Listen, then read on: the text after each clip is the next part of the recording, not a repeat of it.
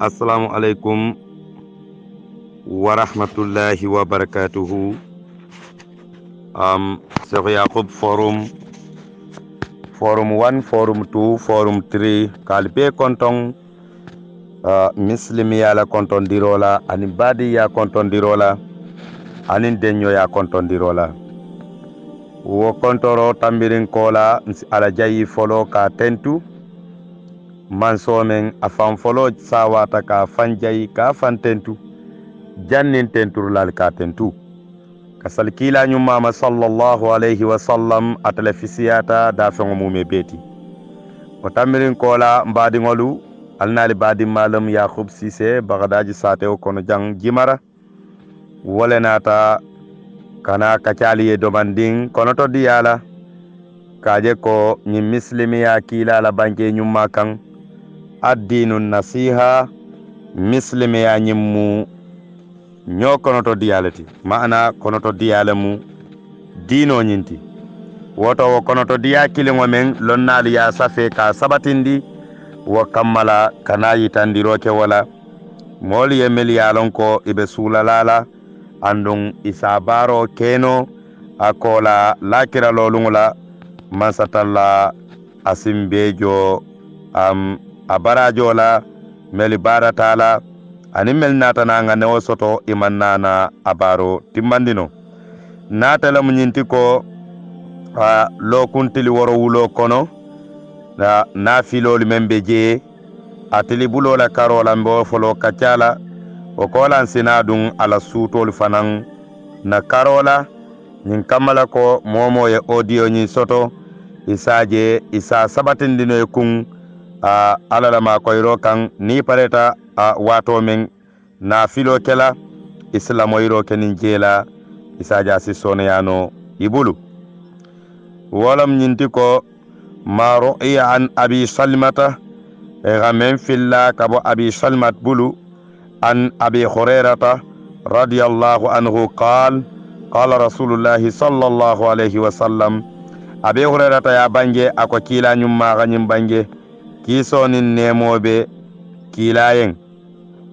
ako kila ko sallallahu alayhi wa sallam iza kharajta min manzilika fa salla rak'atani yamna'aka maghrada as-su' kila ko ni funtita ila sabate din kirato kata dulato ako isi arkan fula sali ma'ana ni be funti kan etiyaji be kata tamolela imma kata dula ko tenneto ma ako ni elo fula sali ila wasilo nyin kan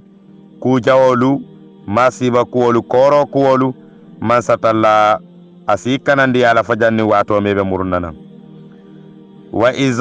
iza dakhalta ila manzilika nina tafana dunta ila bungo kono fa salla rak'atani isi arkan fula sali wa fanan madama ibe sabatirin ila wa sabatirin girato yamna aka asi kanandi maana asi tankandi modaghala su'u ku jawola dungula etala wa sabati dinkiranin to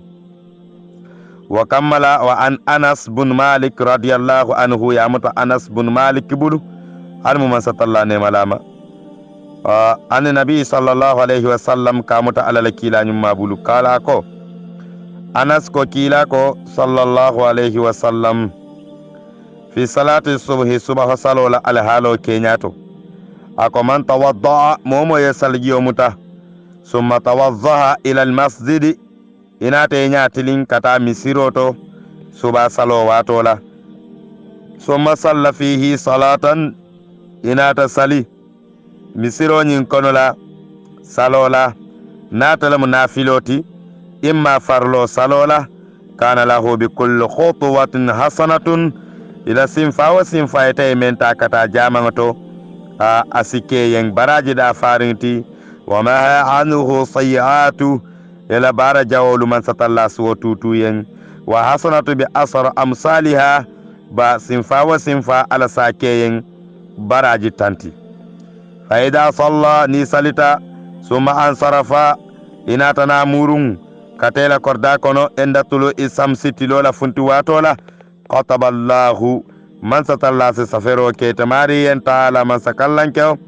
lahu tamari yen ila wo siyoñi wuccola jamañin kono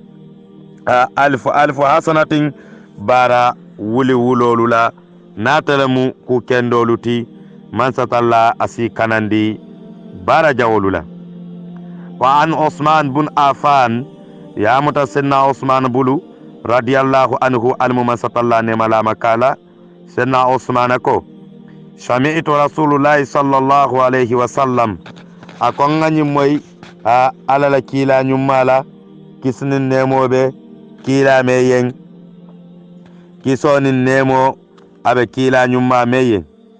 yaqul kila ko man sallal isaa ako momo ye safo sali fi zamaati jama kono fa ka'annama qama shatrul layli abe ko etamari yesuto talante mume be yawlelo inyala kaman satalla batu wa man sallal fajra momo ye fajiro sali fi zamaati jama kono misiro kono la fa ka'annama salla layla kullahu abe ko yesuto mume belelo ala taala man soye wa ana abi salih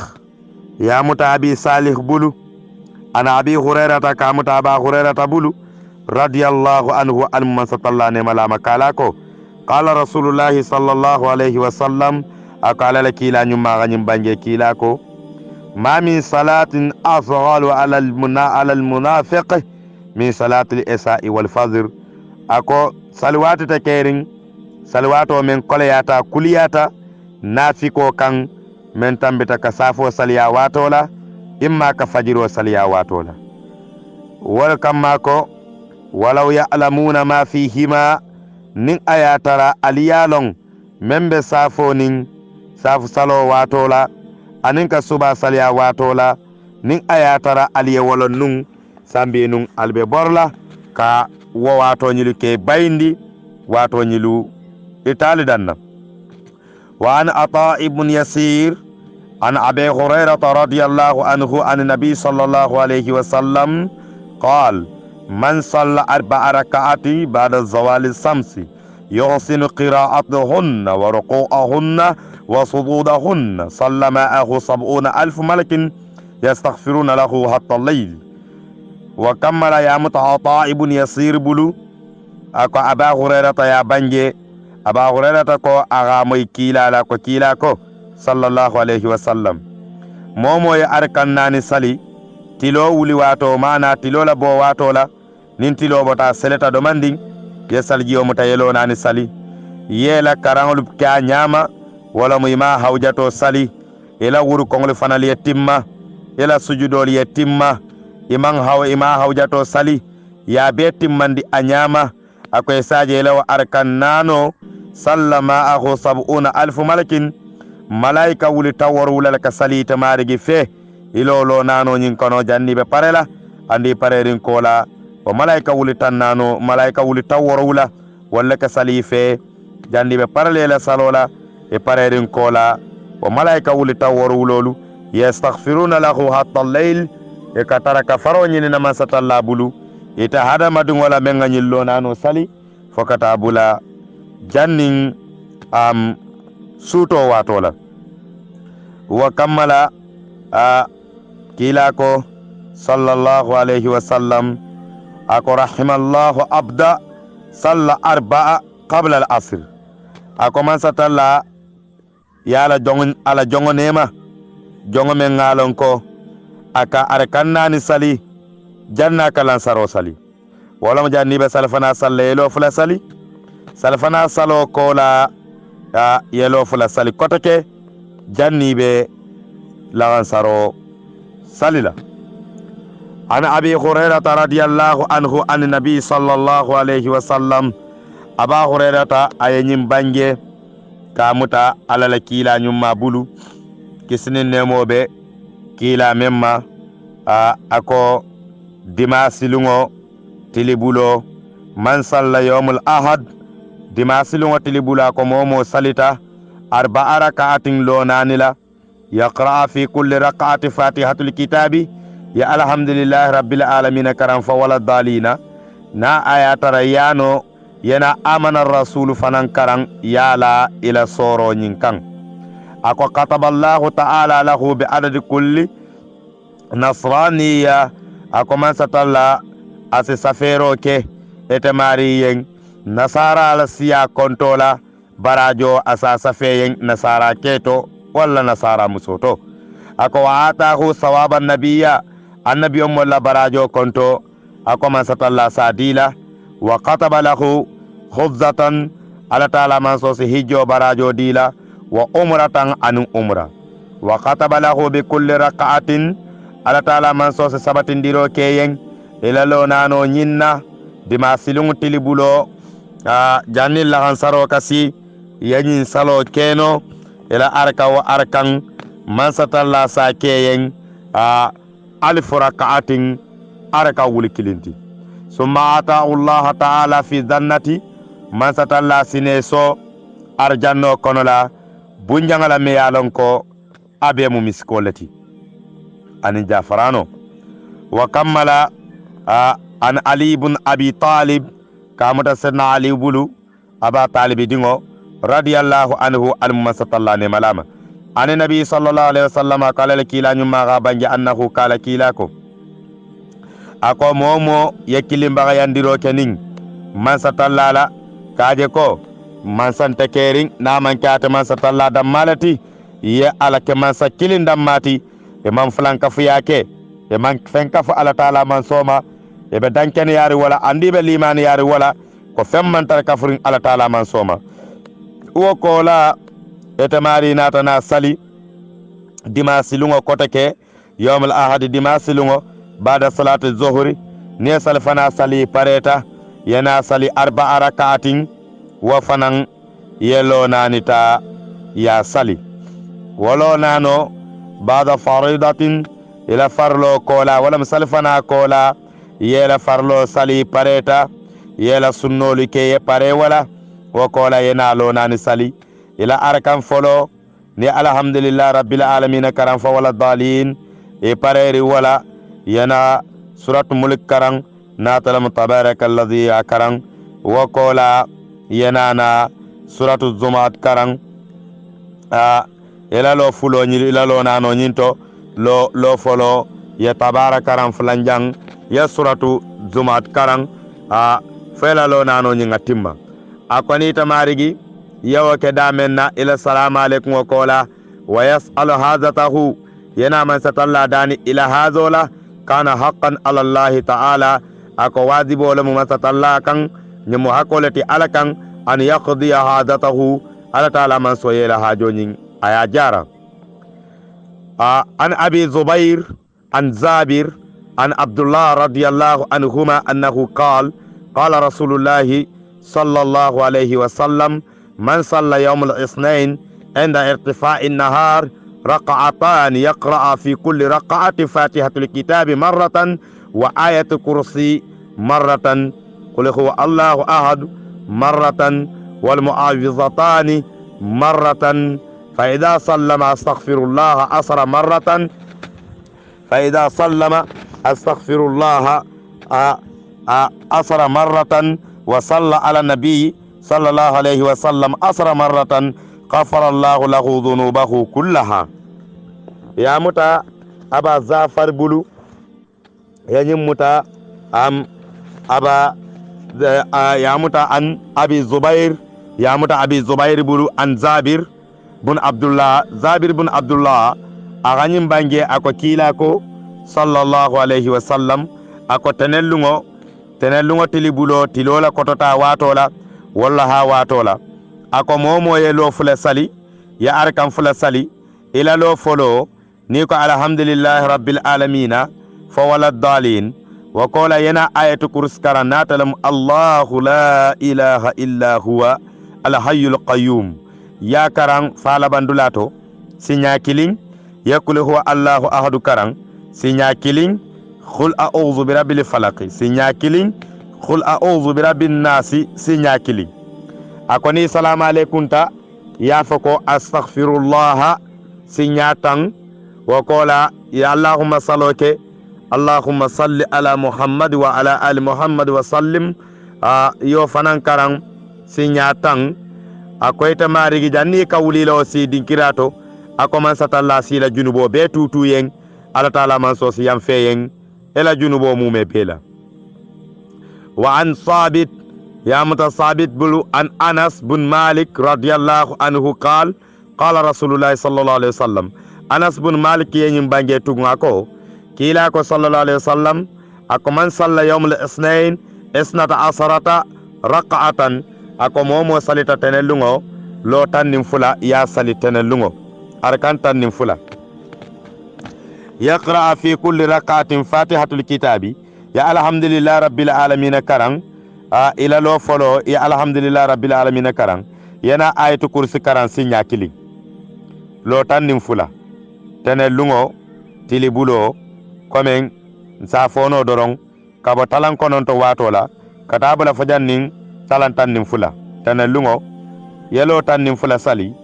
ila lo folo ya alhamdulillah rabbil alamin karang yana ayatu kursi sinya kililla kan fula nyang fana alhamdulillah rabbil alamin ya ayatu kursi sinya kililla kan ya tahiya ke assalamu alaikum ibake la wanyale fo yelo tannin fula soto ako yunadi bihi yawmal qiyamati ako lakira lolungo na sita momen kanyin salo ketene lungo ako ni alkiyama lolungo sita man satalla safa malaiko le ko alinyinin karoke aina fulan bun fulan kari le kari sadingo kari liyaquma ay wulayelo falyaqudu sawabahu min Allah ay taala jomuta kaba man satalla bata taala man sakallancho ako fengo folo man satalla be men dilala ase masito wuli kilindiyala ase san gabango ka kungoto asa dundinin arjanno konola okola fayastaqbalahu mi'at alf malakin malaika wuli keme isi bendundiro ke marila keta ke dandang nin fayadun ila arjanno kono isi minin katarela arjanno bunjangala nyin kamako imume bebe konton la ke konton kiso konton dirola talata lunga fanan ta wa fanan Anas ya bange kotake ka muta Anas bulu Anas bin Malik ka muta Anas bin Malik bulu radiyallahu anhu ala ne mala makala ko qala Rasulullah sallallahu alaihi wasallam ako alala kila nyumma yenyim bange ki soni nemo be kilay ako kila ko kotake talata lungo nyindo mu talata lungo fanan tilibulo le tati ako kila ko momo salita enda irtifa'in nahar tilibulo tilola kotota watola yaqra fi kulli rak'atin ila arka wa arkan yakarang al-fatiha natalam alhamdulillah rabbil alamin fa wala dalin yana ayatu kursi karan sinya killing yakul huwa Allahu ahadu karan sinya sabaya lakan wa mutalata lungu talati nimmen salita talata lungo tilola wuli watola talata lungo wa fanammu arkan tang mana lo tang yelo tan sali talata lungo jannin salfana kasi ila lo wolo ni alhamdulillah rabbil alamin karam fa ya futandi ebe ayatu kursi sinja kilina karanna yakulu huwa sinya sabalakan akoni salamu alaykum ta lam taktub alayhi qati'atu ila 70 yawman jannin til tawarula masatalla ata malaikol yamarla ka futundi kuwo ila mistake kuwolu ni sa safe eta safela fa in matani tata fa janni watil tawarulo be timmala ila 70 yawman janni watil tawarulo be timmala mata sahida eta mari sede fure mala fata wa kafara lahu ala siyam feyen zunuba 70 sanatan sanji tawarula junubola في فضل صلاة الأربع يوم الأربع أربع لغة فنان لا صلو لا في سمانتيا أنا أبي إدريس يا متى أبي إدريس بلو أن معاذ بن جبل كامتا معاذ بن جبل بلو رضي الله عنه على نملا مكالاكو قال رسول الله صلى الله عليه وسلم على لكيلا نما يا بانجي كيسون النمو بكيلاين arbalungula momo salita arbalunga fanan tilola kotota watola man salla yawmul arba'i arbalunga momo salita tilo kotota watola isnata asrata rak'atan arkantan anin fulala enda irtifa'in nahar kome nga wato menfo kabatalan kononto wato katabula famidi watola yaqra fi kulli rakatin wa fanan ebe ilalo wolo ni alhamdulillah rabbil alamin karan wa fana be ayatul kursi sinya kilina karanna yana kule huwa sinya sabala kan wal muawizatani yaqul a'udhu birabbil falaq sinya sabakaran anin qul a'udhu birabbin nas sinya saba atanin talato ta fatatale woto kammala arabota lo tannim fula lowolo alhamdu kola ayatul kursi sinya kilin kule huwa sinya saba qul a'udhu birabbil falaq sinya saba qul a'udhu birabbin nas sinya saba nada bihi malaku inda arsi malaikol sikiliro kela kaba masa tallala la reso ma fangala safako ya abdullah azabaita ala la jang kar kafara allah laka ma taqaddama min zambika safoye ko masa talla ala ka yam fataye la junubolu mel tambite bulu warafa allah anhu azab al qabri qabru la yakan kato ala sate kan wa dayghatihi anin kaburo la deto wa zulmatihi anin kaburo la dibo wa rafa anhu ala taala man so ko tandiro ke kan sa saddat yawm al qiyama lakira lolungla kolaya ala sa ko tandi kan wa rafa alahu ala ko tandiro ke mi yawmihi wa lungla amala nabiyya annabiyo molla baro kontola dimasi lungo ko arami salungo kotake arami so fanantilo an okhormat yamuta okhormat bulu an ibn abbas kamuta abdullah ibn abbas bulu radiyallahu anhuma alum ala ne male fulo makala ko qala rasulullah sallallahu alaihi wasallam ala lakila nyuma ga bange ako ala lakila ko man salla yawmul qamsi momo salita arami salun ma bayna az-zuhr wal asr salfanani lansaro tema rak'atan yelo fula sali arami salungo salfanani lansaro tema yaqra fi rakatil ula ila lo folo ya alhamdulillah rabbil alamin karan sinya kilin wa ayatul kursi mi'a marratin ya ayatul kursi karan Allahu la ilaha illa huwa ya karan sinya keme wa fi saniyati lo fulanjango al-fatihatu ya al-fatiho karan kotake fa wala dalina lo fulanjang wa mi'a marratu qul huwa Allahu ahadu ya qul huwa Allahu ahadu karan koten sinya keme وبعد الفراق الى تلا كولا الى سالونين كولا يصلى علي كيلا كو يسريات كيلاما ناتلم اللهم صلوتي 100 مرة وفنا سينيا كمي اتاه الله تعالى على سيتماري جو ثواب من صام رضب وشعبان مولا براجو لمن اراجبو سون انين سون كرما كونون ورمضان انين سون كرو وكان له من صوابي براجو ستري براجو من مسلمان مولا براجو نيوننا حظ البيت من تاتا علي كابو بون هيجي وكتب له على صفه من ستالله ملائكه يامري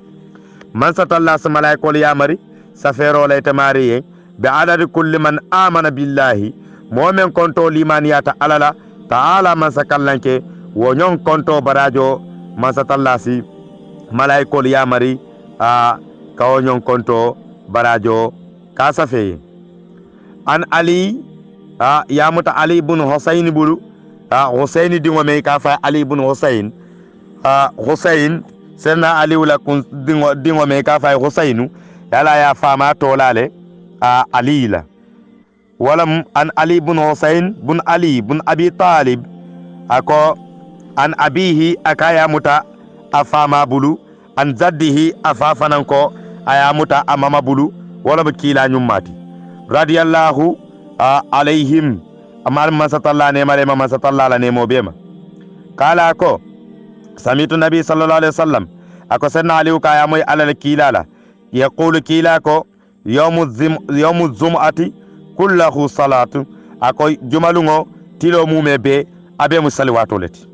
ma min abdi mu'min ako mu'mina kilinta kering qama membelola yesali jumalungo watola tilo kotota watola nin tilo kotota ta qadra romohi tambakalo kontola komen talan kononto watola kata talantan kan aw aksara min zalika walla kata fatalantan nin kilin kata fatalantan nin fulakan watola komen men siyata kaba talan konontoti min zalika watola fatawadda ya saljiyo muta fa asbaga alwudu'a yela saljiyo nyin ya timmandi ya nyama wa salla yana sali rak'atan yelo fula sali imana wa ihtisaba liman yala anin baraji koroso la man satalla bata jumalungola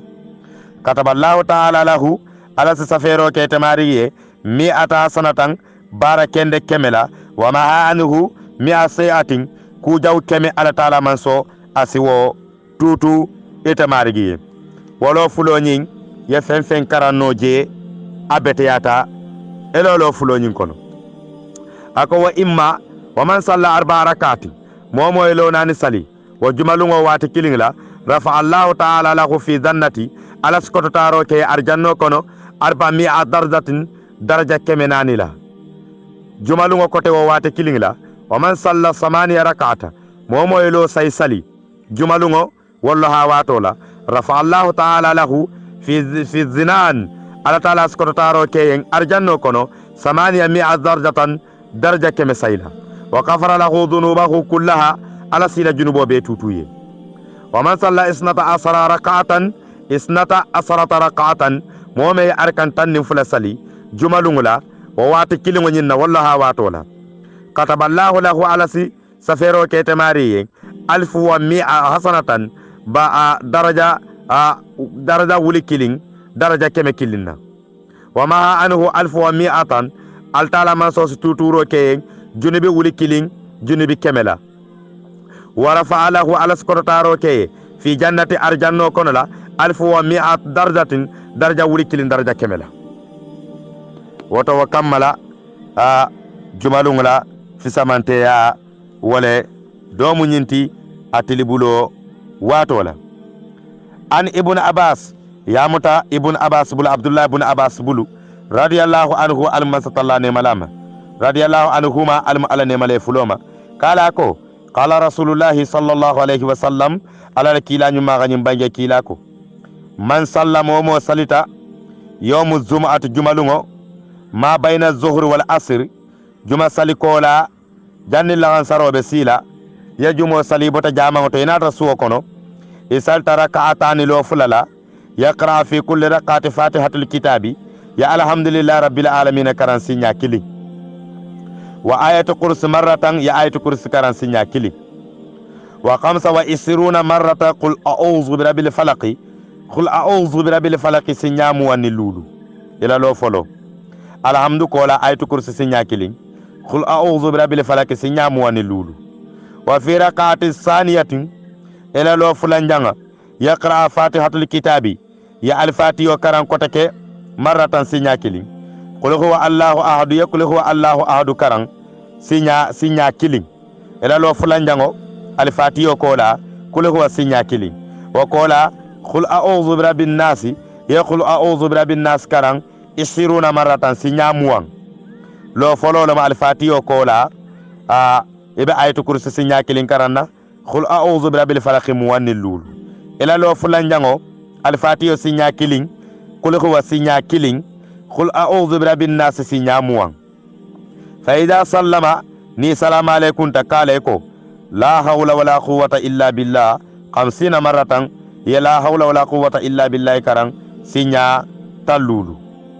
fala yaghrudu min dunya akoyta funtla dunya kono hatta yara rabbahu azza wa jalla fil manami foye daman soje sibo kono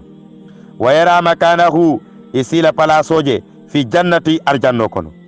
wa manke kaba koti ahmad bin hanbal asibota man satalla la kitabul ya sabatindi asibota ala taala man solale sinya tan kononto anin kononto woto mo nyuma ya balati men sembo warta baki wa kammala nin itamarigi iganyin salo nyinke ibadela isi barajo sotoje kotake barajo men ngalong asembo warata mbadi ngolun kananyin dula men kan aka soto modolula wata soto baliyala ani ala halo kenyala faka sabu ibuka jumo salino ibuka jumo soto no sita kar jama eta jumo soto no la tamo nyin kenya kamma fodo ko wala ala halo kenya kammala woto kan kananyin damen sata teng asikena fati men sembo warata bake mogoyen menna alhaaloɓe laarin wa alhaala ñamma loojuro kammala faya saabu e tabu ka jumo sotono e buka salino komen nga fala nun ko man ton benna rekoto do ke kan modo ya fo nun komen alhaalo keña kammala aka kata ñawo ñama abuka jumo sotondino pour ka jumo sali arabo dole nata kila kan sallallahu alayhi wa sallam kunku sulankolem kabira nata kila kan tembo menna ako kila ko faqala ya rasulallah ako ita ala kila inna ntalide kunna fil badiyatin ntalbe santo satele to ba'ida min al malaikati ba'ida min al madinati jejan fata bakele madina satela wala naqdira mbukanyinno wato mumebe anna atiyaka ngana madina kono jankane kan fi kulli zum'atin juma wa jumala fadallani ala amalin faysi barado fonon teliyban idha rada'tu ila qaumin numuru takatanna mogol kan akbarahum fi sababi zum'atin nsi kibaru ala jumo nyinna sababola fanfanar suwo bara kendo keno fo janni wato menna ala simme ma koyno ninga jumo soto wati men nganano ni wato menna dulala jam fo kenya kamma ma sotondiro keno janna isajen suwo baro nyinke fonsu jumo barajo soto faqala nabi alayhim salatu wassalam ala lakila nyumma ko arabo nyiye ko ya arab akayete kunku sulanko iza kana yawmuz zumati akay nin jumalungo sita fasalla rak'atani akay silo fula sali enda irtifa'i nahar nintilo kototata jannin salfana be sila faqara fi awwal rak'ati ila lo foloto isikaran fatihatul kitabi isa alhamdulillah rabbil alamin karam fa wala dalil qul a'udhu bi rabbil falaq isa qul a'udhu bi rabbil falaq karam ila lo folo lo fula nyaw ko tay ya alhamdu karam fa wala dalil yana ko take qul a'udhu bi rabbin nas yo fanan karan sinya kilin summa tasadu isina tahiyya wa sallama assalamu alaikum ke ni salamu alaikum ta wa qara'a sab'a marratin ayatu kursi isa ayatu kursi karan sinya warwula zalisa watumo be siri la salamu alaikum kola summa salla samaniya rak'atan yana wuli yelo say sali rak'ata arba'a ibo lo sayo ni ba salla nyamen iba sura la nyola le lo nani abe ko be salamu alaikum fulala kala ne lo nani sali salamu alaikum ke yana nyol lo nani sali salamu alaikum ke wa qara fi kulli rakatin wolo nano nyin lo sayo nyin kono ila lo wolo ebe karana fatihatul kitab alhamdulillah rabbil alamin soro bol karana iza za'a nasrullahi marratan wahida